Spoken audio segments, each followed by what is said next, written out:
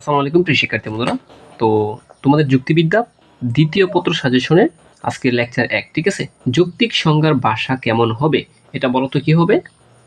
সদর্থক। উত্তর হচ্ছে 4, ঠিক আছে? যৌক্তিক সংজ্ঞার পদের কোন দিককে বিশ্লেষণ করা হয়, এটা কোনটাকে করা হয় বলো তো? তো এটার উত্তর হচ্ছে 2, ঠিক আছে? তারপর দেখো অ্যান ইন্ট্রোডাকশন টু লজিক, এই গ্রন্থের রচয়িতা কে? জোসেফ, ঠিক আছে? এই জোসেফ কিন্তু যে ইন্ট্রোডাকচুয়াল বা এই সূচনামূলক যে লজিক এই বর্তনী সে কিন্তু তিনি চালু করছে এটা, ঠিক আছে? যে পদের সংজ্ঞা দেওয়া হয় তাকে কি বলা হয় বলো তো? সংজ্ঞেয়। সংজ্ঞা প্রদান করা হয় কিসের পদের? যৌক্তিক সংজ্ঞা হলো, যৌক্তিক সংজ্ঞা কি বলতো? যৌক্তিক সংজ্ঞা হচ্ছে কোনো পদের যাতায়াতের পূর্ণ প্রকাশকারী, ঠিক আছে? পূর্ণ কোনো কিছু প্রকাশ হবে। নিচের কোনটি সংজ্ঞা দেওয়া সম্ভব? এটা হচ্ছে মানুষের সংজ্ঞা দেওয়া সম্ভব। আচ্ছা, তারপর সর্বপ্রথম কোন যুক্তিবিদ যৌক্তিক সংজ্ঞার ধারণা প্রবর্তন করে? এটা বলে রাখি প্রিয় শিক্ষার্থীরা, অনেক অনেক অনেক ইম্পর্টেন্ট, ঠিক আছে? এরিস্টটল। যৌক্তিক সংজ্ঞা সবসময় কি হয় বলতো? যৌক্তিক সংজ্ঞা সবসময় কি হবে? সংজ্ঞেয় সংজ্ঞার্থক পদ সমান, ঠিক আছে? তারপর সংজ্ঞার ক্ষেত্রে বিবেচ্য বিষয় কোনটা? বিবেচ্য বিষয় হচ্ছে যথার্থ। তারপর দেখো ইন্ট্রোডাকশন টু লজিক গ্রন্থের রচয়িতা মাত্র আমরা পড়ে আসছি ইন্ট্রোডাকশন। এই যে এটা হচ্ছে an introduction of logic to logic, আর এটা হচ্ছে কি শুধু ইন্ট্রোডাকশন টু লজিক। এটার মধ্যে আর ওটার মধ্যে কিন্তু পার্থক্য আছে। এটা হচ্ছে আই এম কপি। যৌক্তিক সংজ্ঞা কি নিয়ে আলোচনা করে বলতো? এটা হচ্ছে যুক্তি বাক্য। আচ্ছা, তার পরবর্তীতে আমরা দেখতেছি কি কি আছে। এই যে দেখো সংজ্ঞায় কিরূপ ভাষা ব্যবহার করা উচিত, এটা হচ্ছে সদর্থক, ঠিক আছে? System a system of logic গ্রন্থের রচয়িতা কি? মিল একটি শব্দের ভাষাগত জটিলতা ও দুর্বোধ্যতা দূর করার মাধ্যম কোনটি? এটা হচ্ছে যৌক্তিক সংজ্ঞা। দেখো প্রতিটা যদি আমি এভাবে ব্যাখ্যা করে বুঝাই তাহলে অনেক লং হবে, আর তোমরা চেয়েছিলে যে লং হোক স্যার, আপনি বলে দিলে এটা পরীক্ষার দিন পর্যন্ত আমাদের মনে থাকবে, মানে সারা জীবন কিন্তু মনে থাকে, টিচারে যেগুলো প্র্যাকটিক্যালি পড়ায় দেয়, ঠিক আছে? তারপর দেখো নঞ্চ সংজ্ঞায় সংজ্ঞেয় পদের নঞ্চ সংজ্ঞায় সংজ্ঞেয় পদের কোন ব্যক্ত প্রকাশ করা যায় না? কোনটি ব্যক্ত প্রকাশ? ব্যক্ত মানে ব্যক্ত হচ্ছে প্রকাশ, ঠিক আছে? কোনটা প্রকাশ করা যায় না? এটা হচ্ছে গুণ, ঠিক আছে? তারপর একটা স্ক্রিনশট দিয়ে নিতে পারো ইচ্ছা করলে। যে বিষয় দ্বারা একটি পদের সংজ্ঞা দেওয়া হয় তাকে কি বলা হয়? তাকে বলা হয় সংজ্ঞেয়। কোন যৌক্তিক প্রক্রিয়ার মাধ্যমে পদের অর্থ সুস্পষ্ট? এটা হচ্ছে সংজ্ঞা। তারপর দেখো কোন বিষয়ে যৌক্তিক সংজ্ঞা প্রদানের প্রক্রিয়া সর্বপ্রথম প্রবর্তন করে? এটা হচ্ছে এরিস্টটল। সংজ্ঞা প্রদান করতে হয় কিসের ক্ষেত্রে? এটা হচ্ছে পদের ক্ষেত্রে। সংজ্ঞার কাজ কি? সংজ্ঞার কাজ হচ্ছে যাতায়াতের বিশ্লেষণ করা। তারপর আমি একটু স্পিডলি পড়াচ্ছি, তোমরা একটু ভালো করে ভিডিওটা দেখো, ঠিক আছে? তারপর পদের গুণের দিকটি কি বলা হয়? এটা বলা হয় কি যথার্থ। মানুষ হয় বুদ্ধিবৃত্তি সম্পন্ন প্রাণী। এখানে সংজ্ঞার্থ পদ কোনটি? এখানে হচ্ছে বুদ্ধিবৃত্তি সম্পন্ন প্রাণী। তারপর দেখো যে বাক্য বা বাক্য সমষ্টি কোনো পদ বা শব্দের অর্থকে সুনির্দিষ্ট ও সুস্পষ্ট করে দেয়, সেই বাক্য বা বাক্য সমষ্টিকে ওই পদের কি বলা হয়? এই পদের বলা হয় সংজ্ঞা। সংজ্ঞায় উল্লেখ আছে কি কি আছে বলতো? সংজ্ঞায় আসন্ন জাতি, ঠিক আছে, বিভেদক লক্ষণ, অবান্তর লক্ষণ। তাহলে কোনটা হবে? 1 আর 2, আসন্ন আর হচ্ছে বিভেদক। তারপর হচ্ছে যৌক্তিক সংজ্ঞার উদ্দেশ্য কি? যৌক্তিক সংজ্ঞা এখানে সবটি হবে। তারপর সংজ্ঞার ক্ষেত্রে প্রযোজ্য কোনটা? এটা হচ্ছে প্রথম দুইটা, এটা আর এটা একই। তারপর প্রিয় শিক্ষার্থী বন্ধুরা যৌক্তিক সংজ্ঞার লক্ষণ, আমি বলি যৌক্তিক সংজ্ঞার লক্ষণ থেকে একটা প্রশ্ন থাকবে, একটা সৃজনশীল, আর হচ্ছে একটা এমসিকিউ অন্ততপক্ষে থাকবে। তাহলে কি এটার তিনটা হবে। পদের সরল করা, পদের অর্থ স্পষ্ট করা, বুদ্ধিগ্রাম্য হওয়া যাতে মানুষ বুঝতে পারে। তারপর সংজ্ঞার ক্ষেত্রে উল্লেখ করতে হবে, কি কি উল্লেখ করতে হবে এটা বলতো? এই যে আসন্নতম জাতি, এটা কিন্তু কি রাখতেই হবে, আমি কিছুখানে করছি। এই যে ইম্পর্টেন্ট, মোস্ট ইম্পর্টেন্ট, এই দুটা 3বার পড়ে আসছে একটা। তারপর দেখো একটা উদ্দীপক আছে। উদ্দীপক থেকে অনেকে বুঝে না, আমি শর্টকাটে বুঝিয়ে দেবো তোমাদেরকে এটা। উদ্দীপক থেকে অনেকে বুঝেই না এটা। দেখো কি বলছে, রাতুল বলল মানুষ হয় বুদ্ধিবৃত্তি সম্পন্ন মরণশীল জীব, আর মনির বলল মানুষ তার সৃষ্টির মুকুট। রাতুলের যে বক্তব্যটিতে কোন প্রকারের সংজ্ঞা নির্দেশন রয়েছে? এটা হচ্ছে বাহুল্যতা। অর্থাৎ মানুষ হয় বুদ্ধিসম্পন্ন মরণশীল পালি, এখানে বুদ্ধিসম্পন্ন আর হচ্ছে মরণশীল দুইটা একসাথে হবে না, এজন্য বলছে এটাকে বাহু বাহুল্যতা, ঠিক আছে। তারপর দেখো রাতুল ও মনিরের সংজ্ঞার মধ্যে পার্থক্য কি? এই পার্থক্য হচ্ছে 1 আর হচ্ছে 3। মানুষ হয় সৃষ্টির মুকুট, এটি কি? এটা কোন ধরনের বাক্য? রূপক সংজ্ঞা। তারপর মানুষ হয় মানব, মানুষ হয় মানব, এটি কোন ধরনের সংজ্ঞা? এটা বলো তো। এটা হচ্ছে চক্রক।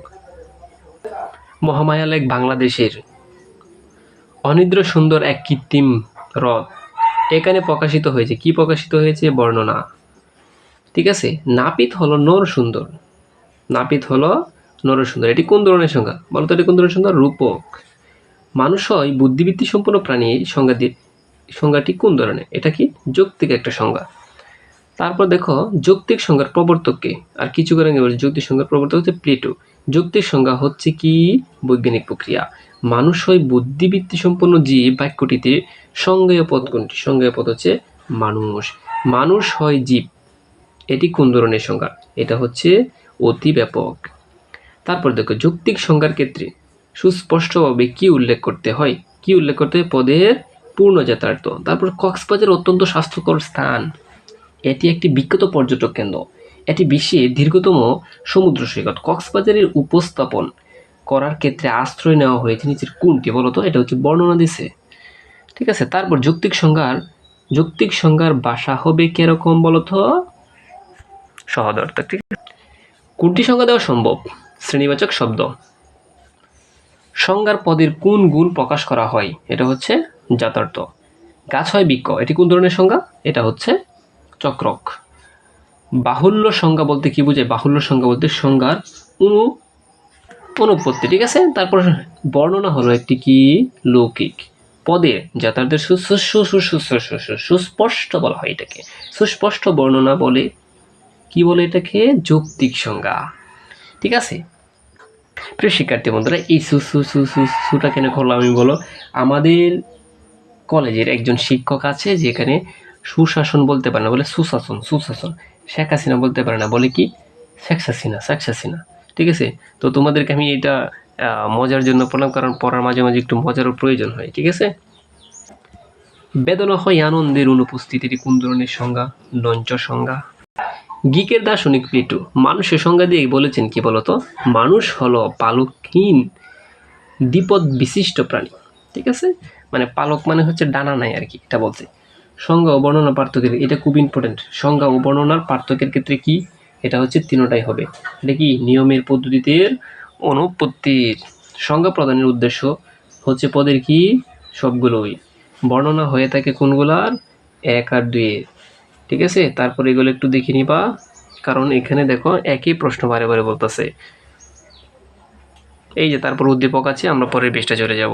একটা স্ক্রিনশট দিয়ে নাও, উত্তর দেওয়া আছে। তাহলে দেখো এটার উত্তর কোনটা হবে? বর্ণনা দিছে এটা, হ্যাঁ, উদ্দীপকে বর্ণনা বলছে।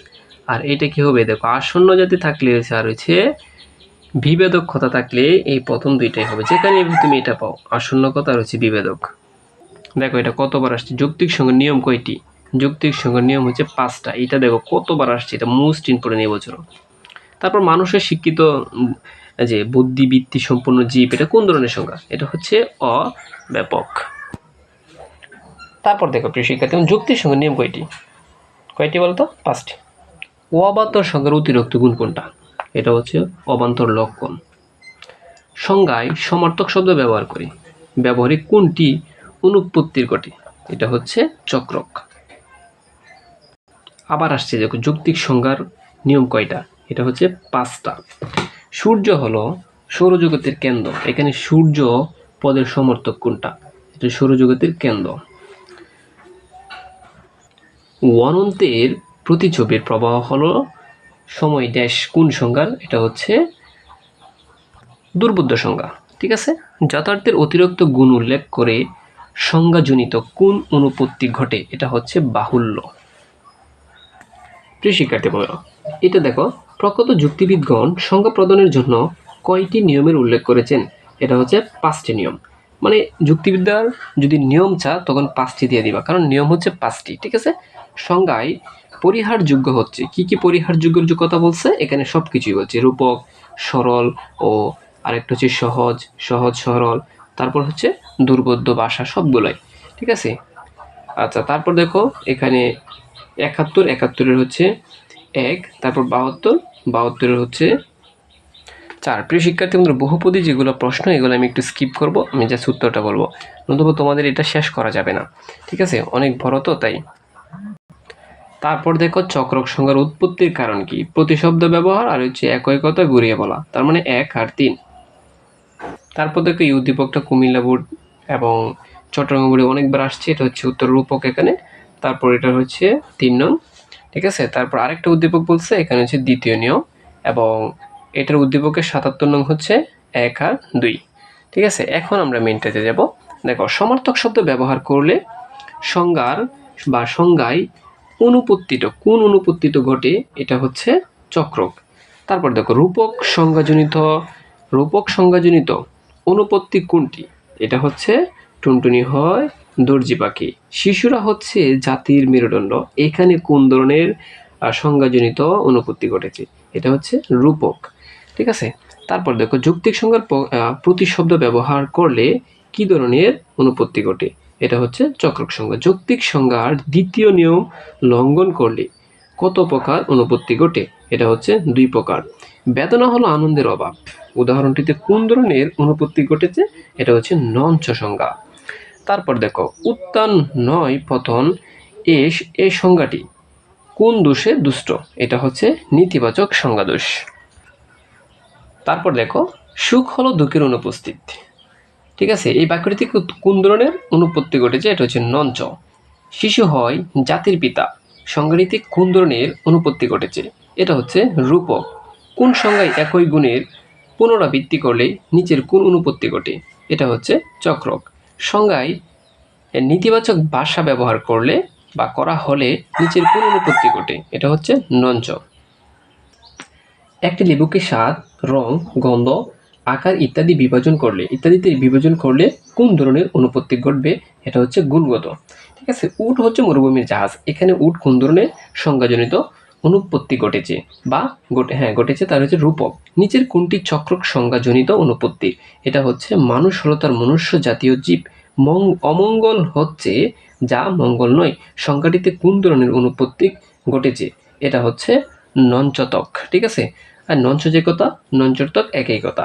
মানুষ নয় জড় বস্তু, অর্থাৎ এটাকে বলা হয় বস্তু। বাক্যটিতে কোন ধরনের সংজ্ঞাজনিত অনুপত্তি ঘটেছে, এটা হচ্ছে নঞ্চতক। শিশু হয় জাতির ভবিষ্যৎ সংজ্ঞাটিতে কোন ধরনের অনুপত্তি ঘটেছে, এটা হচ্ছে রূপক, ঠিক আছে। তারপর দেখো মানুষ হয় মানবতাবাদী জীব, এটা কি চক্রক সংজ্ঞা অনুপত্তি। তারপর অন্ধকার হচ্ছে আলোর অভাব, এটাতে কি ঘটেছে, এটা হচ্ছে নঞ্চর্তক সংজ্ঞা অনুপস্থিত। তারপর দেখো বিদ্যালয়ে একটি পাঠশালা, এটা কোন ঘটেছে, এটা কেমন ঘটেছে, এটা হচ্ছে চক্রক। যিনি খেলে তিনি খেলোয়াড়, যিনি খেলা করেন তিনি হচ্ছে খেলোয়াড়, এটাতে কি ঘটেছে, এটা যে ঘটেছে চক্রক সংজ্ঞা। মানুষ হলো মনুষ্য জাতীয় জীব, এটা কি ঘটেছে কিছুক্ষণ আগে পড়ছি, চক্রক সংজ্ঞা। মানুষ হয় তার বুদ্ধি বৃত্তি সম্পন্ন শিক্ষিত প্রাণী, সংজ্ঞাটিতে কোন ধরনের ঘটেছে, অব্যাপক সংজ্ঞা দোষ। আলো হচ্ছে অন্ধকারের বিপরীত, এখানে কোন ধরনের সংজ্ঞাজনিত অনুপত্তি ঘটেছে, এটা হচ্ছে নেতিবাচক।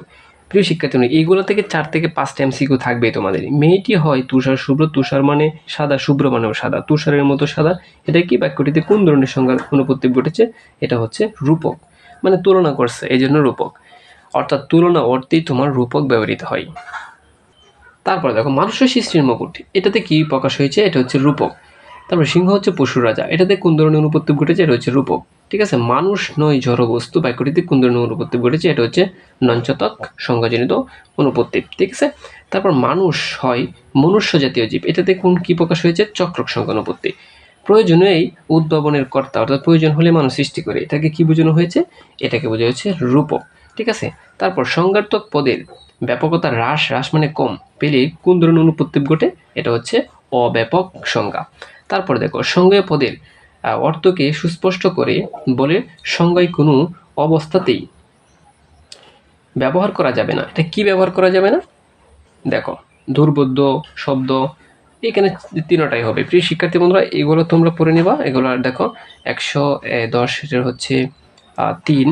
তারপর একটা উদ্দীপক আছে, এখানে হচ্ছে অতিব্যাপক, কারণ ওই উদ্দীপকগুলো পড়ালে তোমাদের জন্য অনেক সময় নষ্ট হবে। সো জাস্ট উদ্দীপকটা আছে, তুমি পড়ে জাস্ট একটু বুঝে নেবা। তারপর নঞ্চতক শেষ, এটা আর কয়েকটা আছে অধ্যায় থেকে। আবার দেখো উদ্দীপক আছে, এই উদ্দীপক থেকে এটা পড়বা। এই যে উদ্দীপক, এখানে উদ্দীপক থেকে একটা দেখো, এখানে ছাত্ররা হয় জীব, এটা কি ছাত্ররা হয়, তার মানে ছাত্ররা হয় জীব, ছাত্ররা তো এমনিতেই জীব, তার মানে আরো একটা কথা বলছে, তাই না, অতি ব্যাপক। আচ্ছা, তারপর হচ্ছে 16 হচ্ছে 4, ঠিক আছে। তারপর 17 হচ্ছে 3, এগুলো তো দেওয়া আছে, আমি আর কি বলবো। এখানে দেখো, এটা যেটা বোঝানো এটা বুঝিয়ে দিচ্ছি আমি। সিংহ হলো পশুর রাজা, এটিতে বা এটি কোন সংজ্ঞার অনুপত্তি, এটা কিছুক্ষণ আগে বলছিলাম, পশুকে সিংহের তুলনা করছে পশুর রাজার সাথে, ঠিক আছে, পশুর রাজা, এটা হচ্ছে রূপক। তারপর দেখো, তারপর সংজ্ঞা, সীমাবদ্ধতা থাকে কিছু, কোনটির সংজ্ঞাদান সম্ভব, কোনটাকে সংজ্ঞা দেওয়া যাবে, এটা হচ্ছে শ্রেণীবাচক পদে। তারপর তৃষ্ণা পদের সংজ্ঞাদান সম্ভব নয়, এটা কি মৌলিক গুণসম্পন্ন, সংজ্ঞা প্রদান করা যায় না কোনটার, কোন দ্রব্য বা পণ্য, ঠিক আছে। নিচের কোন কোন পদটির সংজ্ঞা দেওয়া সম্ভব, কোনটাকে বলা হচ্ছে পরীক্ষার্থী, এটার সংজ্ঞা দেওয়া সম্ভব। নিচের কোন পদের সংজ্ঞা প্রদান সম্ভব, কোন পদের ব্যবসায়ী। এই যে সংজ্ঞা দিতে পারবা কোনগুলার, দেখো আমি জাস্ট শর্টকাটে বলতেছি, তাহলে কোনটা সংজ্ঞা দিতে পারবো, এখান থেকে রহিম মানুষের, এখান থেকে সংজ্ঞা দেওয়া যাবে না কোনটা, পরমতম জাতি। সূর্য হলো সৌরজগতের কেন্দ্র, এখানে কোন অনুপত্তি ঘটিতে, এটা হচ্ছে চক্রক, ঠিক আছে। অক্সিজেন হয় এক প্রকার গ্যাস, এটা কি বুঝেছি, অক্সিজেন তো গ্যাস, আবার এক প্রকার কথা আনছে এখানে, ঠিক আছে, এজন্য অতি ব্যাপক সংজ্ঞা। তারপর দেখো, এগুলো কিন্তু বোর্ড কোয়েশ্চেন, বোর্ডে আসছে, খুব ইম্পর্টেন্ট, এগুলো পড়ে নিবা। যৌক্তিক সংজ্ঞার সীমা প্রাচুর্য বা সীমাবদ্ধতা প্রাচুর্য কোনটিতে, সবগুলোতে। যৌক্তিক সংজ্ঞার সীমাবদ্ধতা হলো কি বলতো, এখানেও সবগুলা। দেখো আমার শর্টকাটে কিন্তু কমন পড়তেছে, বলেছিলাম যদি কমন না পড়ে তখন 4 নং মানে সবগুলো দিয়ে আসবা, বিশেষ করে বহু নির্বাচনী প্রশ্ন। তো প্রিয় শিক্ষার্থী বন্ধুরা, আমি বলছিলাম বহু নির্বাচনী প্রশ্ন তোমরা একটু দেখে নাও, এখানে দেখো উদ্দীপকও আছে, সব কিছু আছে, দেখে নাও। প্রিয় শিক্ষার্থী বন্ধুরা, অলরেডি প্রথম অধ্যায়ের এমসিকিউ আমরা শেষ করে দিলাম। তোমরা যদি বেশি আমাকে সাপোর্ট দাও, দ্বিতীয় অধ্যায় এভাবে ব্যাখ্যা সহ বুঝাবো, এবং এগুলোই কিন্তু তোমার মনে থাকবে, ঠিক আছে, এগুলোই মনে থাকবে। প্রিয় শিক্ষার্থী বন্ধুরা, যদি ভালো লাগে তাহলে চ্যানেলটাকে সাবস্ক্রাইব করে দাও, আর আমাদের জন্য 100 বানিয়ে দাও, আর তোমাদের জন্য থাকবে একটা গিফট।